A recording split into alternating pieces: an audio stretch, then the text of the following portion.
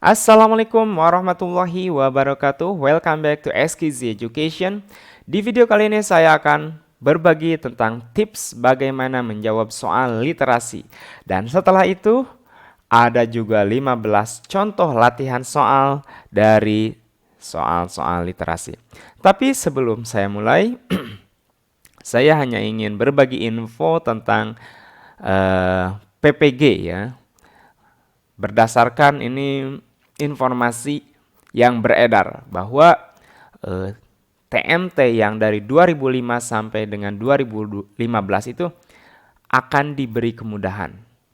Kemudahannya apakah itu nanti langsung lolos tanpa ada pretest atau apabila yang lolos itu pelatihannya akan lebih mudah, lebih singkat. Kita lihat saja nanti, tapi saya sangat menyetujui dengan kebijakan tersebut. Kenapa? Karena saya yakin para senior yang memiliki TMT-nya lama, saya yakin mereka memiliki pengalaman mengajar yang lebih lama dan otomatis kemampuan pedagogik dan profesionalnya pun seharusnya sudah mumpuni. Seperti itu. Itu yang pertama. Maka saya katakan mereka layak untuk apa istilahnya langsung mendapat sertifikat pendidik. Yang kedua, daya juang, daya saing. Saya yakin kalau di 2015 ke atas itu 2016 sampai 2020 mereka itu pasti umumnya adalah golongan-golongan muda, mungkin kisaran 25 sampai 35 umurnya. Dan biasanya mereka memiliki daya juang yang tinggi dalam menghadapi tes. Sedangkan generasi-generasi senior cenderung ya mereka sudah merasa bosan barangkali. Terlalu sering menghadapi hal-hal seperti itu dan biasanya daya juangnya lebih kurang. Sehingga apabila kita pertarungkan dengan dengan generasi-generasi muda, biasanya cenderung generasi muda yang lebih menang gitu. Oleh karena itu, apabila ada kebijakan tersebut, saya sangat menyetujuinya. Dan di tahun 2022 itu pernah diperbincangkan tentang pemutihan dari Mas Menteri ya, Menteri Pendidikan. Kemendikbudristek, Mas Nadiem. Konon katanya apabila tidak dilakukan pemutihan, kita itu membutuhkan 28 tahun. Ya, silahkan cari lagi referensi di tahun 2022. Konon katanya butuh 28 tahun untuk menyelesaikan semua orang tersertifikasi. Nah, coba bayangkan bagaimana kalau ada seseorang guru yang misalkan umurnya di atas 50 tahun dan dia belum memiliki sertifikat pendidik.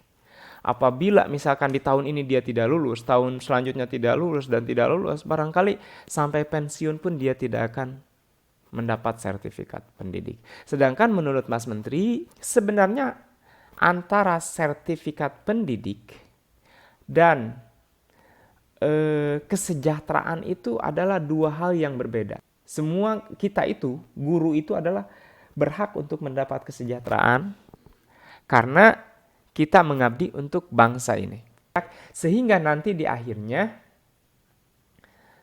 guru merasa tenang untuk mendidik siswanya. Tidak harus mencari ke sana ke sini untuk tambahannya. Seperti itu karena pendidik itu sangat-sangat diperlukan yang nantinya akan membentuk karakter generasi muda yang nanti akan berperan di masa yang akan datang. Seperti itu. Oke, kita mulai. Untuk tips menjawab soal literasi.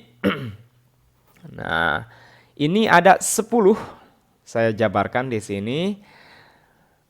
Nah, yang pertama untuk mempermudah kita menjawab soal-soal literasi, yang pertama yaitu baca pertanyaan dengan teliti. Ya, harus ingat baca pertanyaan dengan teliti dan menyeluruh. Karena terkadang di akhir itu ada pertanyaan misalkan kecuali, tapi kita acuhkan kecualinya. Nah, biasanya nanti membingungkan kita. Jadi baca pertanyaan dengan teliti. Yang kedua, cari kata kunci dari pertanyaan itu. Nah, apa sih kata kuncinya? Dari pertanyaan tersebut kita ingat, nah baru yang ketiga lakukan identifikasi pokok bahasan dengan skimming atau scanning. Apa itu skimming? Kalau skimming itu kita membaca teks secara keseluruhan tapi dengan cepat.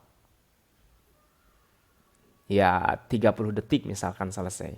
Nah, kalau scanning itu berdasarkan tadi kata kunci di pertanyaan yang kita baca. Misalkan di pertanyaan yang kita baca itu kata kuncinya A. Kita cari saja secara cepat, tak tak tak di baris satu, di paragraf satu misalkan ada gak kata kuncinya. Kita cepat, tapi tetap di sini kita perlu kecepatan dalam menganalisa dan melihat kecepatan mata gitu.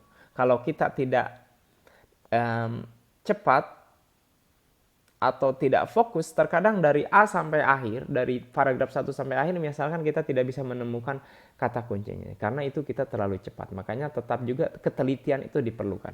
Itu scanning. Jadi kalau skimming itu baca secara keseluruhan, kalau scanning itu baca spesifik topik. Nah, apabila kata kunci telah ditemukan, kita baca paragraf itu dengan teliti. Nah, setelah itu eliminasi jawaban yang diyakini salah. Nah, kita kan setelah baca teks, kita kembali lagi ke soal dan pilihannya. Nah, baru kita eliminasi yang diyakini salah. Nah, yang kelima, hindari prasangka. Jangan menyangka ini mah kayaknya salah. Nah, ketika ada kata kayaknya itu jangan seperti itu. Tapi lanjut ke tips yang keenam, gunakan bukti dari bacaan. Jadi ingat untuk mengeliminasi, misalkan saya eliminasi A, karena di bacaan itu tidak ada pembahasan tentang A ini. Nah, kita eliminasi. Jadi gunakan bukti dari bacaan. Nah, ketujuh, apabila kita sudah menemukan jawaban, apabila masih ada waktu, verifikasi lagi. Biasanya satu soal itu adalah 1 menit, durasi 1 menit. Maka gunakan waktu 1 menit itu untuk menemukan jawabannya. Selanjutnya, jangan terlalu cepat, hindari tergesa-gesa saat menjawab. Jadi ketika kita disiplin waktu, tetap kita disiplin waktu itu poin penting dalam menjawab soal-soal. Karena kalau kita tidak berdisiplin waktu, kita akan gagal. Nah, berdisiplin waktu ingat, satu soal 1 menit. Dan apabila misalkan setelah 1 menit kita masih bingung nih, masih ragu-ragu soal jawaban yang benarnya apa, kita tandai saja kita cenderung kemana. Kita tandai saja, lewati, lanjut ke yang selanjutnya. Jangan kita fokus menghabiskan 1 atau 2 menit, 2 atau 3 menit dalam satu soal. Nah, barangkali soal ini sulit, soal selanjutnya barangkali kan kita mudah, kita tidak pernah tahu. Nah, yang ke-9, gunakan konteks saat menjawab pertanyaan yang membutuhkan interpretasi. Jadi ada jawaban-jawaban, ada pertanyaan yang membutuhkan situasinya seperti apa sih. Kita harus paham dulu. Nah, caranya ya tadi itu kita cari kata kuncinya, kita temukan paragraf mana yang membahas itu, kita analisa. Yang ke-10 yaitu selalu latihan rutin. Nah, latihan ini sangat penting untuk mengasah yang tadi itu ketelitian kita dalam mencari kata kunci. Jadi itu Bapak Ibu sekalian, tapi dari semua itu yang paling penting adalah selalu disiplin dengan waktu. Disiplin dengan waktu itu sangat-sangatlah penting. Oke, kita mulai dengan latihan soal. Ya, ini latihan soal terdiri dari 15 soal sesuai dengan realnya ya. Di realnya pun literasi itu terdiri dari 15 soal. Coba silahkan Bapak Ibu gunakan sekarang timer. Kalau video ini bisa di-pause kan, bisa diberhentikan, bisa dipajukan, itu mudah sekali. Nah, Bapak Ibu coba dari mulai soal ini, dari soal nomor 1 sampai akhir nanti, selesai gak dalam waktu 15 menit? Gunakan analisa itu. Nanti juga saya setelah ada soal, saya tunjukkan juga jawabannya. Oke, kita mulai. Nomor 1, apa kesimpulan utama yang bisa diambil dari teks di atas? Silahkan dibaca dulu. Kalau kesimpulan seperti ini, kita gunakan skimming. Skimming artinya kita baca secara keseluruhannya, tapi dengan cepat. Pilihan jawaban A. Maya adalah seorang ahli biologi yang terkenal. B. Burung hantu coklat tua adalah satu-satunya jenis burung yang ada di desa Kepupusan. C. Penduduk desa Kepupusan sangat peduli terhadap lingkungan dan keanekaragaman hayati. D. Semua burung hantu memiliki bulu berwarna coklat tua. E. Anak-anak di desa Kepupusan tidak tertarik belajar tentang burung-burung hantu. Nah, kita mulai eliminasi dari teks di atas. Misalkan apabila kita lihat anak-anak di desa Kepupusan tidak tertarik belajar tentang burung-burung, ini bertolak belakang dengan ini nih. Kan tadi disebutkan harus ada bukti teksnya, ini bertolak belakang, maka langsung kita eliminasi. D. Semua burung hantu memiliki bulu berwarna coklat tua. Nah, ini juga bertolak belakang ya. Nah, ini nih. Burung langka ditemukan memiliki bulu berwarna coklat. Nah, ini kan berwarna coklat tua itu justru unik. Bukan semua burung hantu. Maka D itu juga kita eliminasi. C. Penduduk desa Kepupusan sangat peduli terhadap lingkungan dan keanekaragaman hayati. Bisa jadi B. Burung hantu coklat tua adalah satu jenis burung. Ini tidak tepat juga. Karena disebutkan kan ini baru ditemukan burung langka. B kita eliminasi. Maya adalah seorang ahli biologi yang terkenal. Tidak disebutkan di teks ya. Yang disebutkan itu Maya, warga desa yang memberitahu seorang ahli biologi bernama Maya. Nah, kan kita bisa melihat dengan metode eliminasi kita sudah D dan E jangan dibaca lagi. Maka otomatis jawaban yang tepat adalah C. Selanjutnya nomor 2. Bagaimana dampak jangka panjang dari perubahan lingkungan ekstrim seperti banjir yang merusak terhadap individu dan masyarakat? Nah, kalau seperti ini, kita cari kata kuncinya ini dampak jangka panjang. Kita cari dari sini mana yang ada kata-kata jangka panjang. Nah, di sini jangka panjang. Kita baca nih dari sini sampai titik di sini dengan teliti. A. Peningkatan mobilitas penduduk. B. Peningkatan kesadaran lingkungan. C. Kenaikan harga barang-barang kebutuhan. D. Trauma, ketakutan, dan kecemasan yang berkelanjutan. E. Perubahan pola makan dan tidur yang positif. Nah, kita mulai analisa. Apabila kita lihat dari paragraf ini jelaskan ke trauma, merasa takut, bahkan merasa cemas. Maka otomatis jawaban yang tepat adalah D. Selanjutnya, nomor 3. Mengapa perubahan lingkungan ekstrim seperti gelombang panas yang ekstrim atau banjir dapat memicu dampak psikologis yang signifikan pada individu dan masyarakat? A. Karena perubahan lingkungan hanya mempengaruhi fisik dan tidak memiliki dampak psikologis. B. Karena orang-orang sudah terbiasa dengan perubahan cuaca yang ekstrim.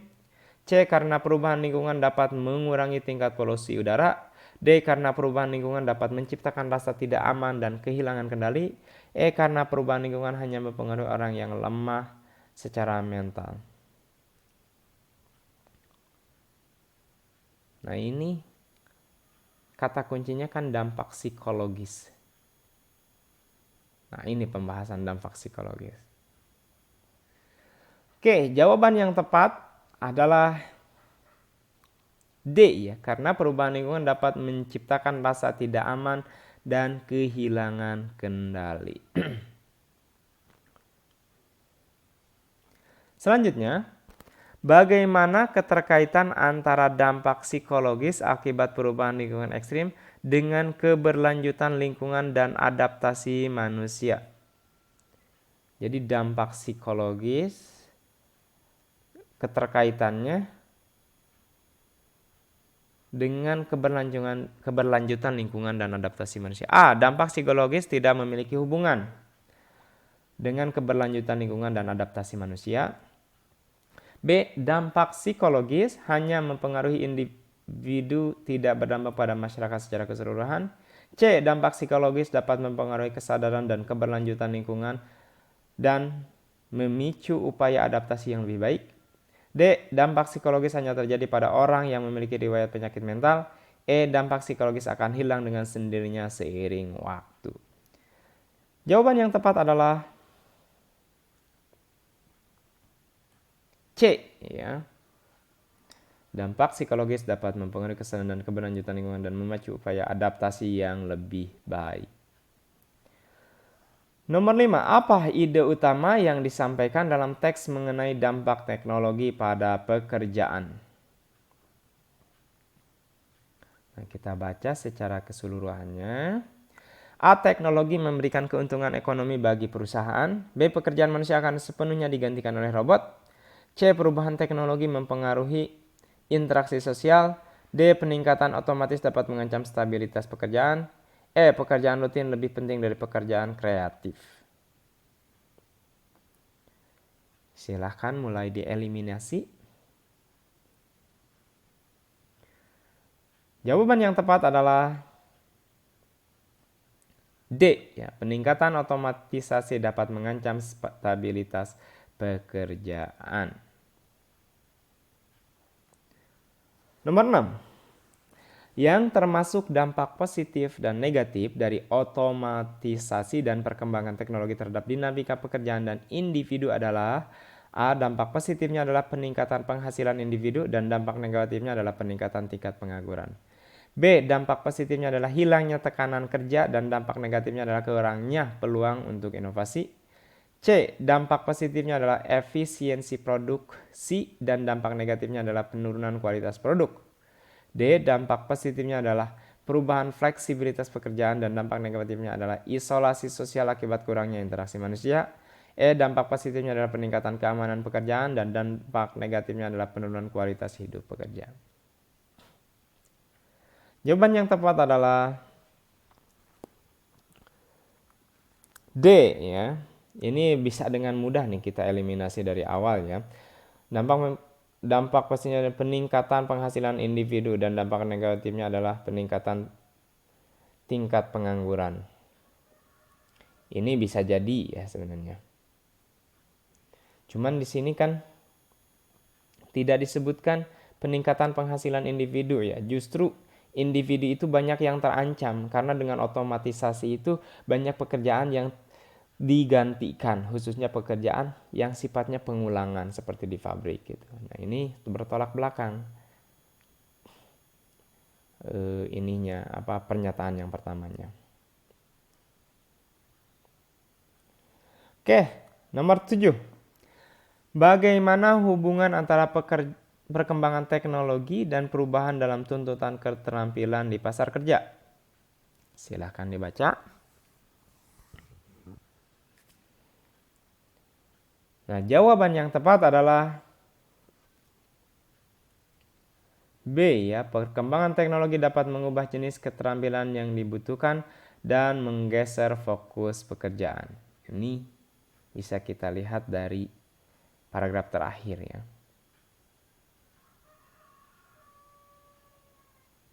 Nah, ini nih. Karena adanya teknologi, maka orang-orang itu dituntut untuk memiliki keterampilan tertentu sehingga memicu mereka untuk belajar. Jadi mengubah jenis keterampilan yang dibutuhkan. Asalnya misalkan harus melipat benang, sekarang mengubah bagaimana mengoperasikan mesin untuk melipat benang. Seperti itu. 8. Apakah topik utama yang dijelaskan dalam cerita Pergi Jauh Bersama Bintang? Baca silahkan skimming secara keseluruhannya dengan cepat. Jangan lupa dibaca juga bagian terakhir, ya. Karena terkadang paragraf ide pokok terakhir itu penting juga. Semacam kesimpulan di sini. Kan dengan tekad dan kerjasama yang kuat akhirnya mereka berhasil mencapai sebuah bintang yang diyakini memiliki planet-planet yang belum pernah dijelajahi sebelumnya. Itu penting kata-kata itu. Oke, jawaban yang tepat adalah C. Penjelajahan luar angkasa dan petualangan di antara bintang-bintang. Jadi secara keseluruhan topik ini adalah pembahasannya tentang itu. 9. Apa yang menjadi dorongan utama Amelia dan Daniel dalam menjalani perjalanan antariksa? Jawaban yang tepat adalah B. Keinginan untuk menghormati kakek Amelia itu ada di paragraf pertama di sini, ya. 10. Bagaimana Amelia dan Daniel menghadapi tantangan yang muncul selama perjalanan antariksa. Nah, di sini kan ini alasan utamanya di sini mulai perjalanan, dan di sini penemuannya. Maka keseluruhannya itu yang tadi itu ide pokoknya. Jawaban yang tepat adalah mereka berjuang dengan tekad dan bekerja sama melewati kesulitan. Ini ada di bahasan ini kalau kita baca dengan teliti. Nah, di sini nih. 11. Apa konflik utama yang dihadapi oleh Alex dalam cerita ini? Nah, ini konflik utama ya. Berarti situasinya apa? Silahkan dibaca. Jawaban yang tepat adalah A ya, di sini nih. Alex sebenarnya menderita penyakit yang langka dan tidak dapat disembuhkan, yang membuatnya kehilangan pendengaran secara perlahan. Oke, itu konflik dia.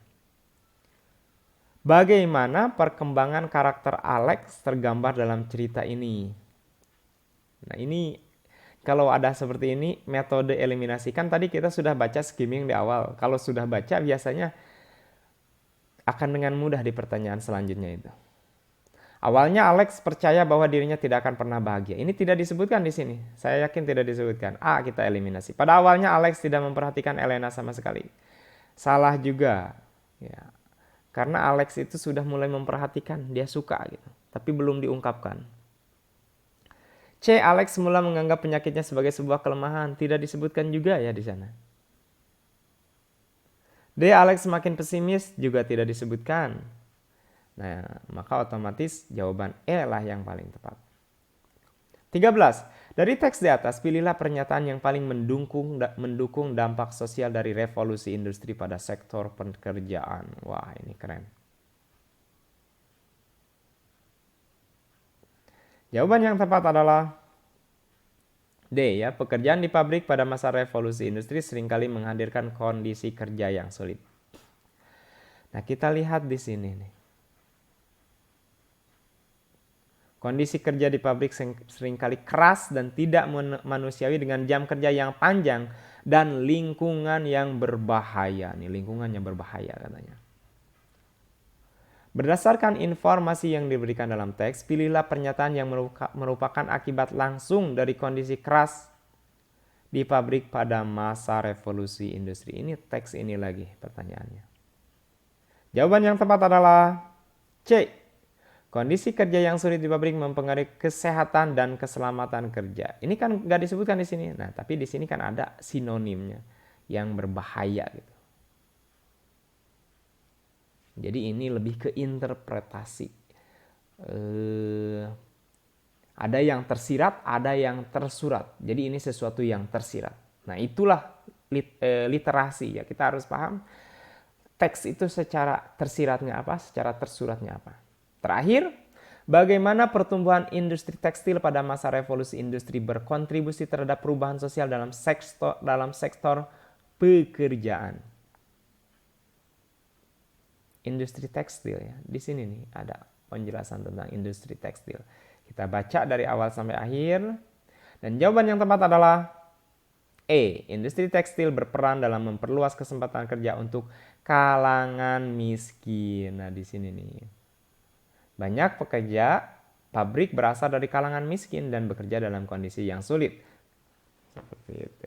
Oke, barangkali itu saja. Semoga ini bermanfaat. Semangat terus. Dan tadi dalam tips di akhir disebutkan seringlah berlatih. Oleh karena itu teruslah latih supaya Bapak Ibu sekalian memiliki naluri yang tajam. Oke, barangkali itu yang bisa saya sampaikan. Semoga bermanfaat dan semoga Bapak Ibu sekalian dimudahkan diluluskan hingga dapat sertifikat pendidik. That's all. Wassalamualaikum warahmatullahi wabarakatuh.